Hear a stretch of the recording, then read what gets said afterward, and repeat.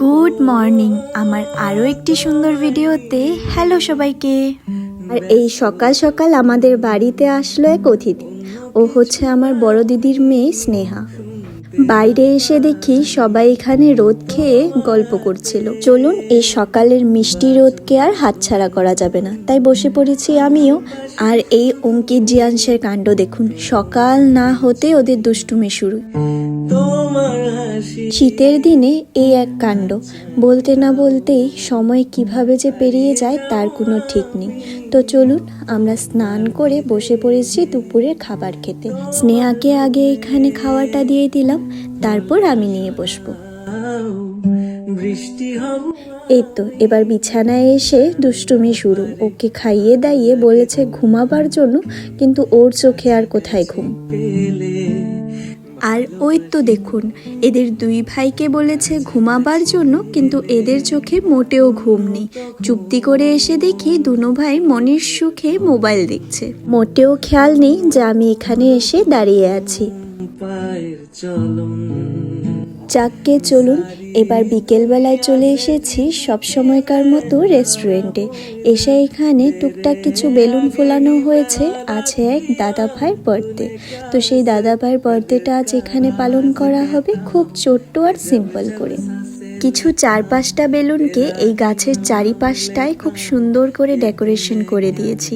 আর ডেকোরেশনটা করার পর নিজে থেকেই ভারী সুন্দর লাগছে দেখতে। আর এই তো এই দাদা ভাইয়ের হচ্ছে আজ জন্মদিন, যাকে এখন কেক কাটানো হবে। সবাই মিলে এতই হাসি ঠাট্টা করে বলছিলাম যে তোমার বার্থডে বলে কথা, একটু এক্সপ্রেশন তো দাও। কিন্তু কি করবে, বেচারা লজ্জায় এত কাতর হয়ে যাচ্ছে। এখানে অনেকেই আছে, মেঘন, অংশু, আর এই হচ্ছে পূজাদি ভাই। চলুন এবার কেক কাটার পালা। কেকটা নিয়ে আসি চট করে। এই ছোট্ট মতন কেকটা কতটা কিউট দেখতে না। কেক কাটার সময় হয়েছিল এক কাণ্ড। কেক তো ছিল কিন্তু ক্যান্ডেল ছিল না। কোনো রকম একটা ক্যান্ডেল জোগাড় করেছি, তবে এখন যাক বাবা, যেটা আছে এটা দিয়ে না হয় কেকটা কাট করে নি। ভালো লাগে তোমাকে কাছাকাছি পেলে।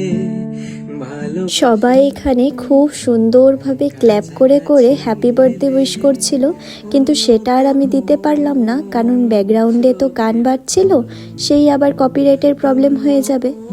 বার্থডে ছোট করে করা হোক চাই বড় করে, যেখানে সবাই মিলে বার্থডে একসাথে সেলিব্রেট করা হয়, সেটার আনন্দটা অনেক আলাদা হয়। জানো তো, জীবনে বড় বড় জিনিস থেকে এই ছোট্ট ছোট্ট সেলিব্রেশনগুলো যুক্ত করে রাখা এক স্মৃতি।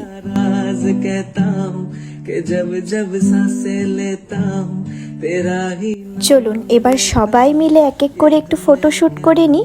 ও আচ্ছা, সবাইকে একটু পরিচয় করিয়ে দিই, এরা সবাই হচ্ছে পূজাদি ভাইয়ের কাজিনস।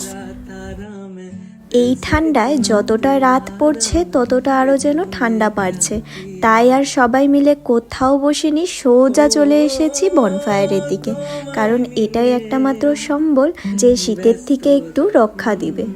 এদের সবার মাথায় একটা ফটোশ্যুটের কথা মনে পড়লো, যেটা আগুনের চারিপাশে করতে হবে। তো সবাই মিলে দাঁড়িয়ে পড়লাম সেই ফটোশ্যুটটা করার জন্য। এই তো এক এক করে সবাই এইভাবে হাত রেখে ফটোটা তুলবো। যাকে চলুন, আমার আজকের দিনটা ভীষণ সুন্দরভাবে কেটেছে। আপনাদের কেমন কেটেছে নিশ্চয়ই জানাবেন। এই ছিল আমার ছোট্ট একটা ভিডিও, আশা করছি আপনাদের ভীষণ ভালো লেগেছে। তাহলে আজ আসি, টাটা।